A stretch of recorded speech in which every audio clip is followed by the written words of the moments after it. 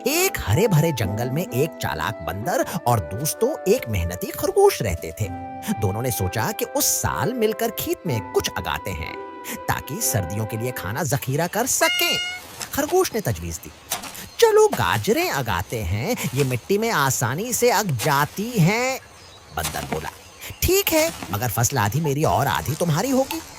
फसल पकने के वक्त बंदर ने कहा, मैं ऊपर वाला हिस्सा लूंगा क्योंकि मुझे सब्ज पत्ते पसंद हैं, तुम नीचे वाला हिस्सा ले लेना। खरगोश ने मुस्कुराकर कहा, ठीक है दोस्त, जैसा तुम चाहो।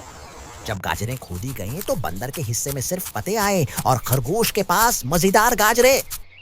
बंदर ने दानत पैसे मगर कुछ न कहा। अगले साल उसने कहा, उस बार मैं नीचे वाला हिस्सा लूंगा, तुम ऊपर वाला हिस्सा ले लेना। इस बार खरगोश ने मक्की बो दी।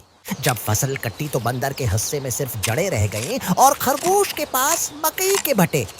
बंदर ने तब समझा कि लालच और चालाकी हमेशा फायदा नहीं देती।